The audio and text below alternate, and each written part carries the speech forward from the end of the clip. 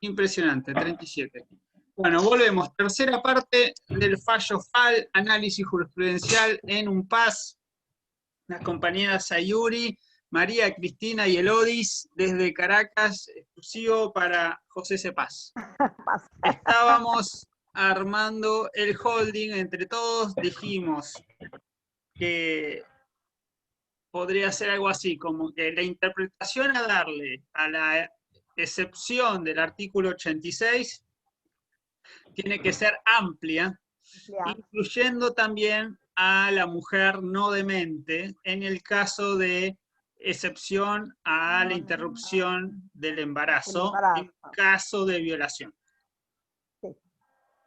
Y eso es en virtud de la nueva visión que se tiene sobre los derechos humanos a partir de la incorporación de los convenios internacionales luego de la reforma constitucional. Que tiene jerarquía constitucional. Que traen una serie de normas y principios, como decía Elodis, que iluminan la forma en que deben ser reinterpretados o el nuevo alcance a darle a las normas constitucionales. Como consecuencia de eso, no debe exigírsele a la mujer que solicita esa interrupción ningún requisito adicional al que transita en la relación directa con su médico.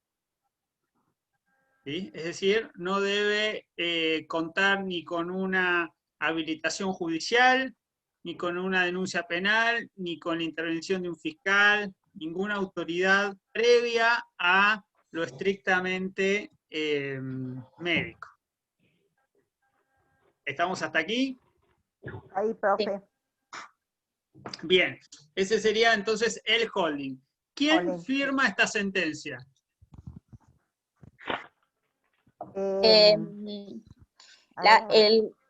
El juez Petraki, sí. Argibay, Hayton de Nolasco. Ajá, sí. A ver, acá los tengo. Acá sí, yo también estoy buscando acá. Petraki tiene voto propio y la doctora Argibay también tiene voto propio. Lorenzetti, Hayton de Nolasco, Fait, Petraki, Maqueda, Zaffaroni y Argibay.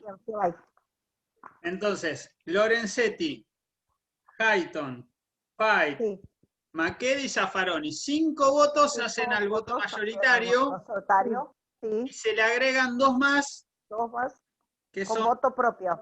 Petraki y Argibay. ¿Qué quiere decir voto propio? Que tienen su propio análisis.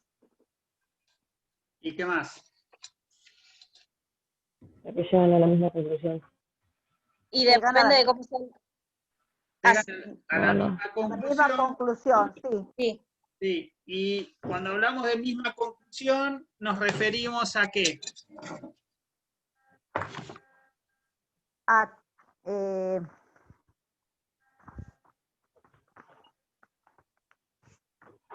la misma decisión, profe. A la misma decisión.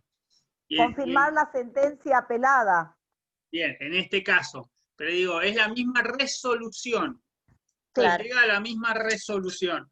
Con otras argumentaciones, con otro camino interpretativo. Con otra mirada. O argumental, exactamente. En todo o en parte. A veces agarran por un camino totalmente paralelo y a veces dicen, bueno, considerando tanto, ascribo a lo que dice la mayoría y después doy mi opinión. El caso de Petraki, que adhiere hasta el considerando 6 con la doctora Argibay y de ahí en más él sigue solo su camino. Bien. Profe, sí. Una pregunta. Marina, sí. Disculpe, no entiendo por qué hay 7 votos. Yo creí que eran 5 nomás los jueces de la Corte Suprema. En esa época eran 7. Ah, disculpe. Hemos llegado a tener hasta 9. A 9. Ah, ok. En ese año había 7 y había una ley de que a medida de que fueran reduciéndose los miembros, por alguna causal, porque renunciaban, se jubilaban o fallecían, o eran removidos por juicio político, no se iban a nombrar nuevos porque el objetivo era reducir a 5.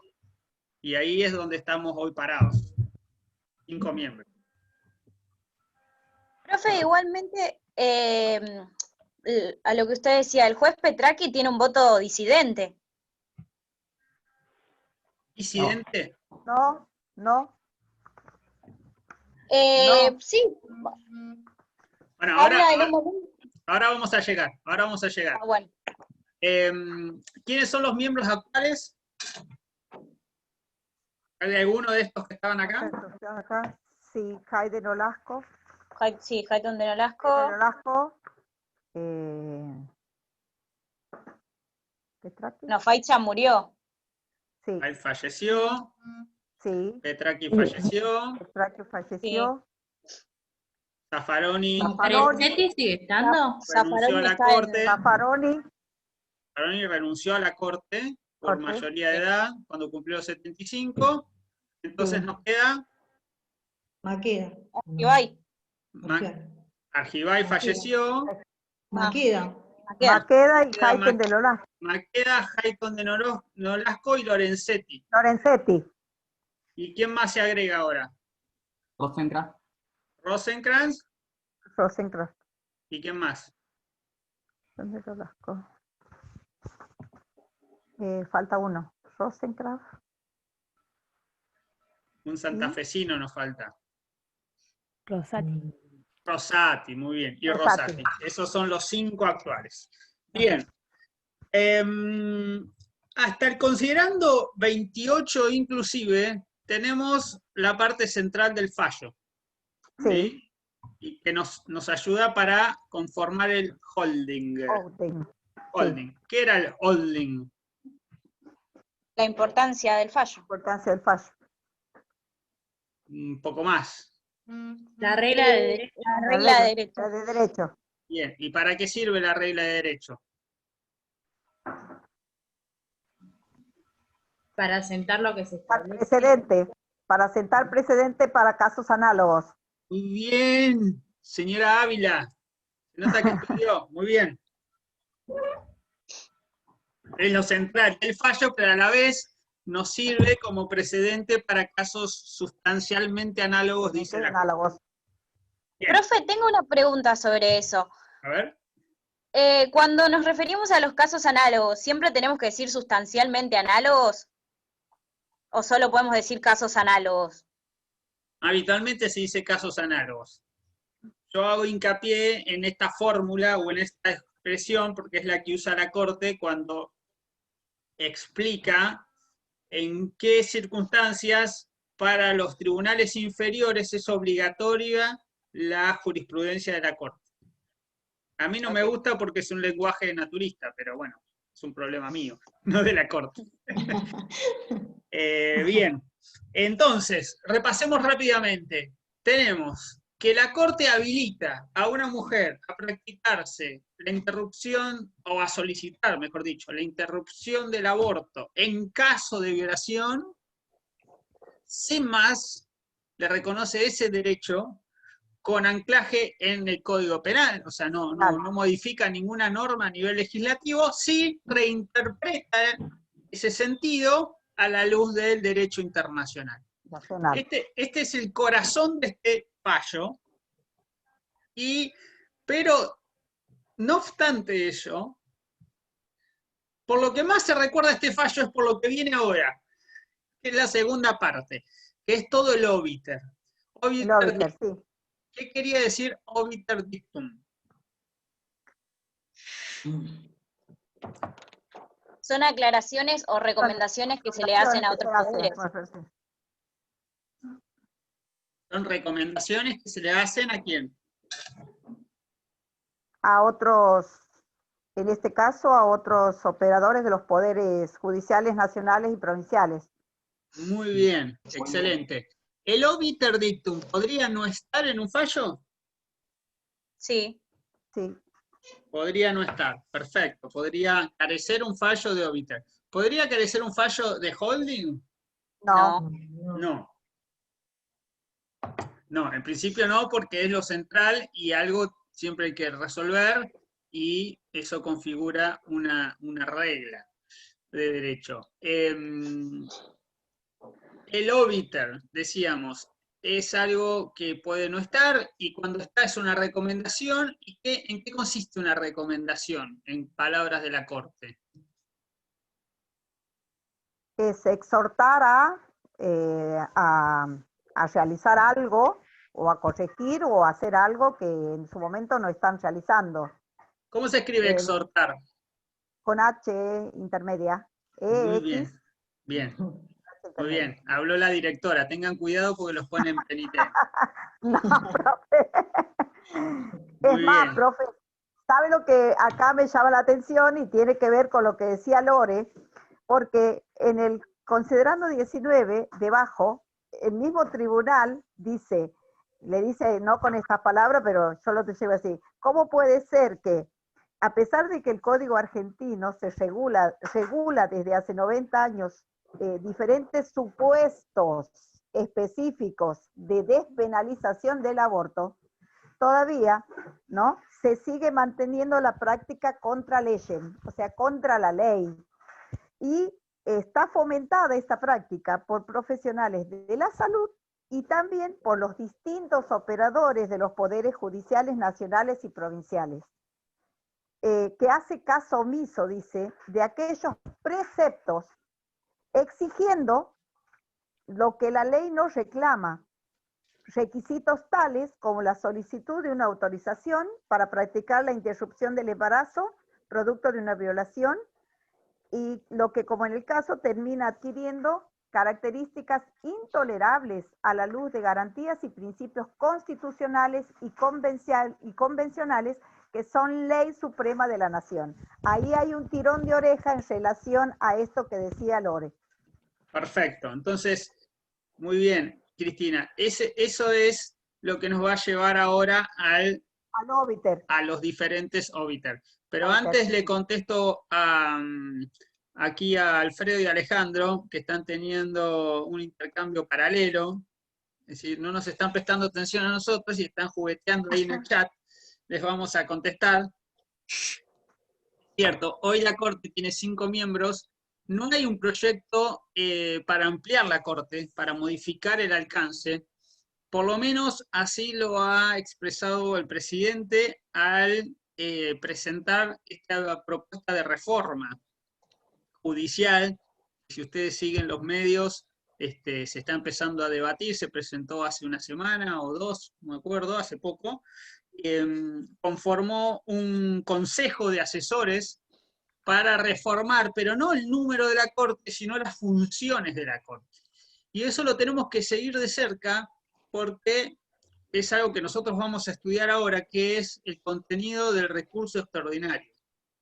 ¿Sí? Eso sí es algo que se quiere modificar, con lo cual va a estar bueno que estudiemos el alcance de ese instituto procesal a la luz de lo que se va discutiendo en el día a día, ¿sí? de cuáles son las posturas. Siempre esto es muy controversial, va a haber diferentes posiciones encontradas, entonces está bueno que sepamos cómo funciona, cuál es el alcance, y después ver qué es lo que se quiere modificar y qué nuevo alcance se le quiere dar.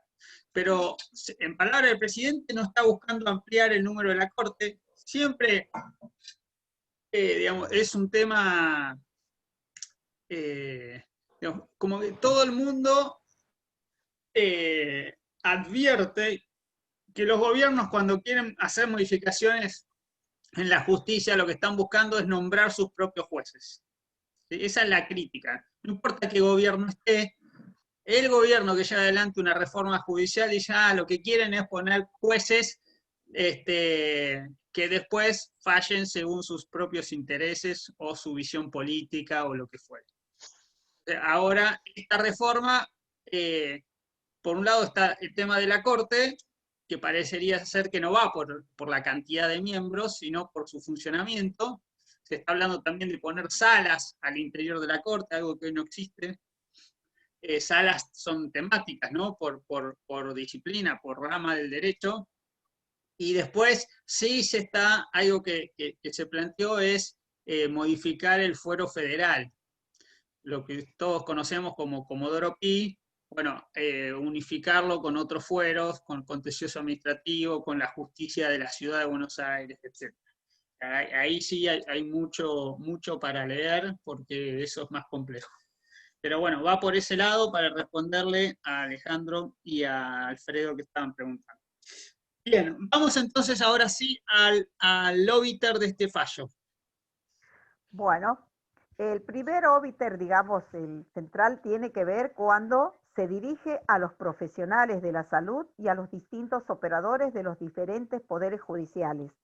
Y ahí el tribunal se basa en el artículo 19. Y ahí les dice, tengo que recordar que el artículo 19 dice que ningún habitante de la nación será obligado a hacer lo que no manda la ley, ni privado de lo que ella no prohíbe.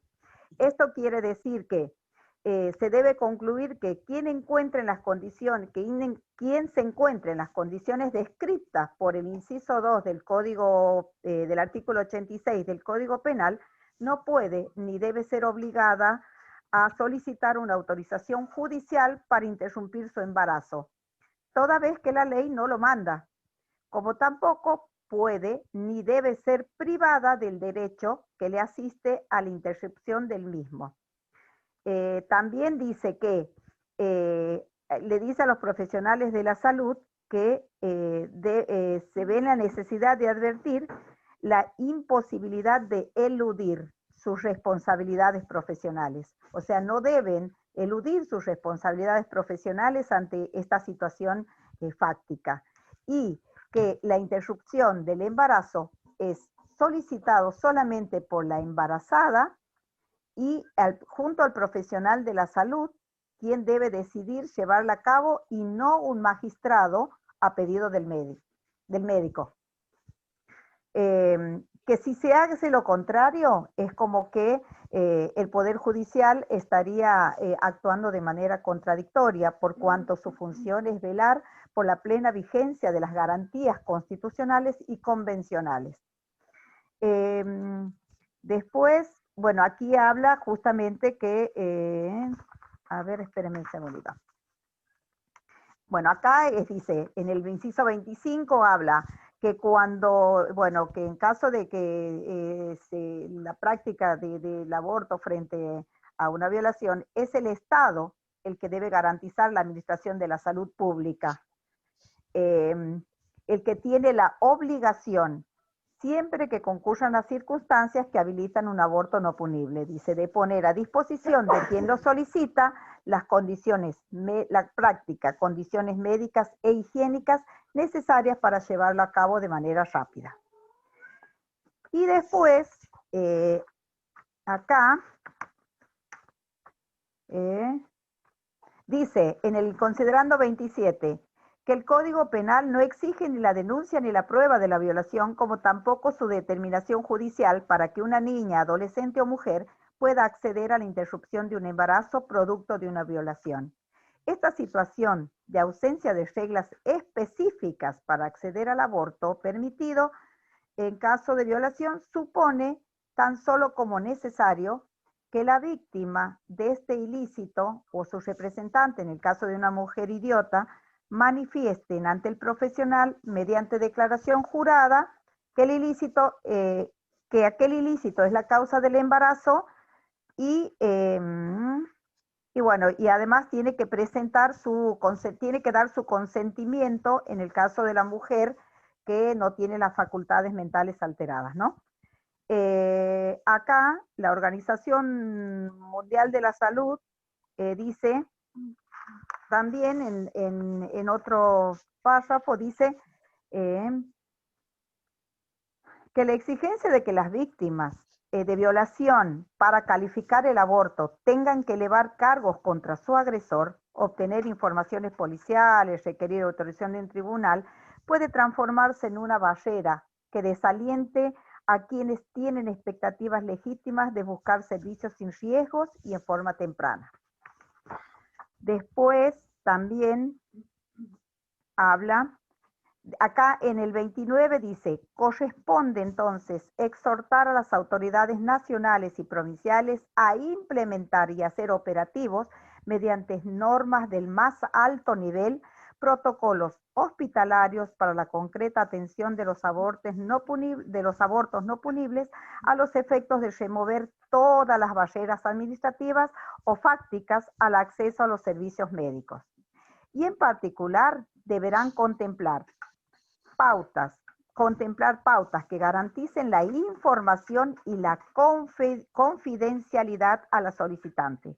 Evitar procedimientos administrativos o periodos de espera que retrasen innecesariamente la atención y disminuyan la seguridad de las prácticas. Bueno, ahí habla también de articular mecanismos que permitan resolver sin dilaciones, o sea, de manera rápida, los eventuales desacuerdos que puedan existir entre el profesional interviniente y la paciente. Y después lo que habla también que en virtud de la gravedad y tras... Sí. ¿Alguien habló? Sí, yo, Erika. Sí. Ahí cuando estás leyendo lo que dice la organización, es que dice que no se le puede exigir a la mujer que es víctima de una violencia para que lleve adelante la práctica, ¿no es cierto? Porque esto se puede transformar como en una barrera que limita que esta víctima lleve adelante y retrasa que se produzca la culminación del embarazo. Claro, está haciendo, acá lo que se refiere es que justamente no se le debe exigir la intervención de la justicia, o sea, no tiene que ir primero a hacer una denuncia policial y todo lo demás. Eso es lo que está diciendo, ¿sí? Después dice acá que en virtud de la gravedad y la trascendencia social que remite, bueno, esta temática,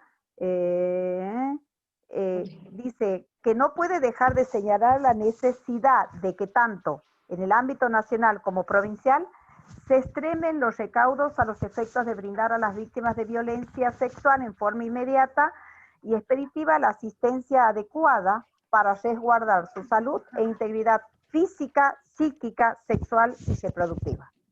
O sea que le está diciendo al Estado que tiene que garantizar y tiene que ser responsable de que esta mujer pueda acceder, en este caso, a sus derechos. Y lo que me pareció muy, muy, muy importante, porque a mí también me toca muy de cerca, es en el 31, que dice, por estas mismas razones, la Corte dice, se considera que los distintos niveles de gobierno de todas las jurisdicciones implementen campañas de información pública, con especial foco en los sectores vulnerables, que hagan conocer los derechos que asisten a las víctimas de violación. Y también dice que debe capacitarse a las autoridades sanitarias, policiales, educativas y de cualquier otra índole, para que en caso de tomar conocimiento de situaciones de abuso sexual, brinden a las víctimas la información necesaria para poder acceder a ese derecho. Yo me voy a retrotraer al tema de la educación. En el caso nuestro de la educación, hay distintas jurisdicciones y hay una estructura jurisdiccional que está formada por distintas modalidades. Entre esas está la de psicología. Y hay se llama así el documento, Comunicación Conjunta 1 del 2012. Y ahí establece todos los conflictos que se pueden ocasionar y cuáles pueden ser las situaciones. Una de esas es la violación, ¿sí? Intra y extrafamiliar. Pero en contrapostura a esto, ¿no? No hay nada legal, no hay ningún, no hay una normativa que baje desde el Consejo para que nosotros podamos trabajar de una manera libre este tema que a mí me parece muy importante. Ni siquiera en la ESI. En la ESI habla del cuidado, pero no habla de este derecho a interrumpir el embarazo cuando un derecho de una niña o de una mujer es vulnerado. Y tiene que ver también con las políticas de cuidado que está dentro de lo que establece la ley de educación. Bueno, eso es lo que yo quería decir, que en este momento no se está dando en la práctica esto, no se está dando. Y por último, en la última parte, si tienen el fallo a mano en la página 29, dice primero, ¿qué es lo que resuelve? Declarar procedente el recurso extraordinario y por los fundamentos aquí expuestos, confirma la sentencia que apela, la sentencia apelada. Y ahí hay dos considerandos más. Uno dice, exhortar a las autoridades nacionales y provinciales de la Ciudad Autónoma de Buenos Aires con competencia en la materia a implementar y hacer operativos mediante normas del más alto nivel, en los términos aquí sentados, protocolos hospitalarios para la concreta atención de los abortos no punibles y para la asistencia integral de toda víctima de violencia sexual. ¿Qué se entiende por integral? Es la conformación de la persona. La persona tiene una composición biológica, psicológica, ¿no? Y también social. Entonces, hay que asistir a la persona en todos sus aspectos. Y después dice, exhortar al Poder Judicial Nacional y a los poderes judiciales provinciales y de la Ciudad Autónoma de Buenos Aires a abstenerse de judicializar el acceso a los abortos no punibles previstos legalmente. Y bueno, abajo ya firman, notifíquese y oportunamente y devuélvase y firman los jueces. Bien, perfecto. Fíjense, una aclaración. La Corte no solo hace todas estas exhortaciones, sino que le pone contenido a los protocolos. ¿Sí? Ahí en el considerando 29 dice, Sí. En particular deberán, 1, contemplar pautas que garanticen acceso a información, confidencialidad. 2, evitar procedimientos de espera, 3, que no haya requisitos, 4, mecanismos que permitan resolver, 5, adecuado sistema de acceso del derecho de objeción de conciencia, ahí es importante el último punto de objeción de conciencia, porque eso se discutió mucho el año pasado, cuando se debatió la ley en el Congreso. La objeción de conciencia es individual. La Corte reconoce el derecho de objeción de conciencia a nivel del médico, de la persona del médico. O sea, un médico puede decir, yo tengo una objeción para llevar adelante esta práctica. Una objeción de tipo extra médica, ¿sí? Sea moral, sea religiosa, sea espiritual, lo que ustedes quieran. Eso está reconocido. Lo que no está reconocido es que la institución como tal presente una objeción de conciencia. Y la Corte lo que dice es, mire, si un médico presenta esa objeción, debe haber otro médico dispuesto a hacerlo. Entonces, es una obligación del centro médico, del hospital, de la clínica o de lo que fuere, que haya alguien, y si no, será su máxima autoridad, o el director de la especialidad, el que lo deba hacer. Y dice, a estos efectos le tenemos que preguntar a cada médico ahora, a partir de ahora de este fallo, si están dispuestos o tienen una objeción, y a partir de aquí, a cada uno que se incorpore a los cuerpos médicos, también le tenemos que hacer firmar una declaración jurada de si, llegado el caso, va a aceptar o no. Porque si todos me dicen que no, voy a tener que buscar a alguien o la máxima autoridad.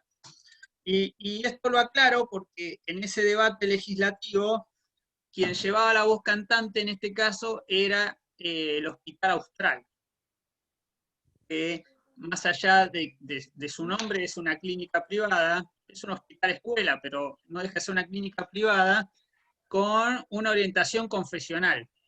Entonces lo que se planteaba en ese caso es, mire, todos mis médicos presentan objeción de conciencia. Entonces lo que quieren hacer es que en la reforma legislativa, si eso se da, quede incluida la objeción de conciencia a nivel institucional. Y bueno, y este pasaje del fallo FAL siempre es como traído a colación, en ese sentido. Entonces, por un lado tenemos que tener los protocolos, por otro lado tenemos que darle asistencia, y ahí es importante el concepto que da la Corte, que dice, estamos hablando de una víctima. Sí. Ya es víctima la mujer por el hecho de haber sufrido una violación. Entonces, tenemos que darle un tratamiento de víctima, asistirla, dice, psicológica, física y legalmente. Y eso es una obligación del Estado. Y acá vamos a tener un punto de contacto con Arriola, con el caso Arriola, que va a tratar a los consumidores también como víctimas. Y en los dos casos lo que va a decir es, mire, lo peor que podemos hacer como Estado es revictimizar a la persona.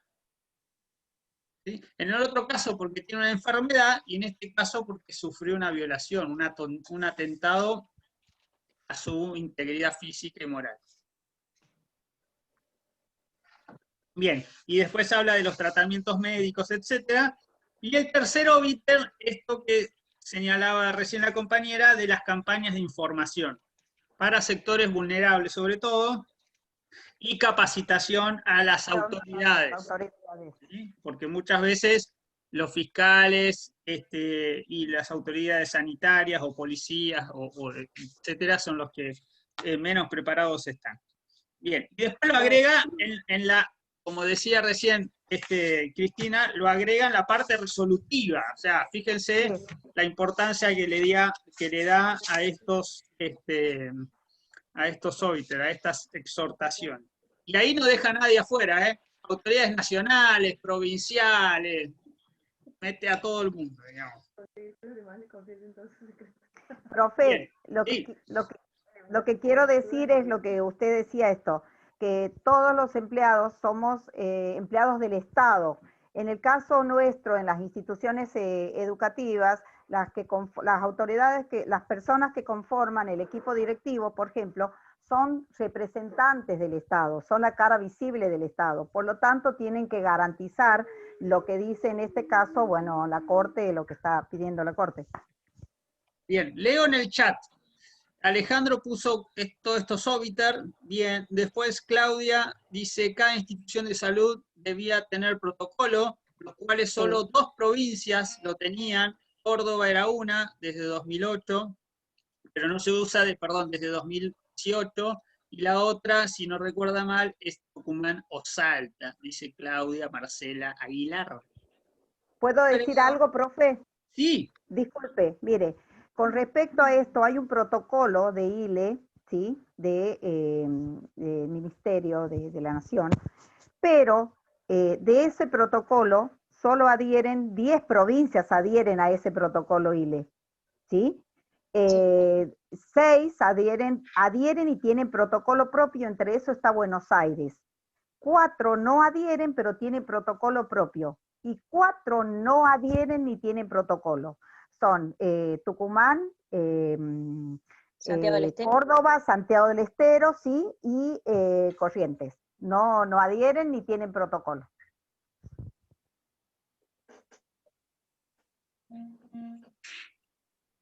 Bien. Profe, sí. Ahí respecto a lo que hablaba la compañera del protocolo, también dice el tribunal como que no bastaba solamente con que la víctima haya sido violada y haber sufrido ese acontecimiento, sino también que se la expuso. Y esto también es como que violaba su principio de privacidad, ¿no es cierto?, esta exposición. Sí, eso ya lo dijimos, que justamente por esa razón es lo que le dice a los médicos sobre todo, que el artículo 86 viene desde hace muchísimos años, y no es que se modificó el artículo 86. Se va a cortar otra vez, Sino que no lo interpretaron. Sino que no lo interpretaron como debía ser, y ahí no dice nada de que debe haber denuncias, ni exponer a la víctima, ni dice nada. Eso es lo que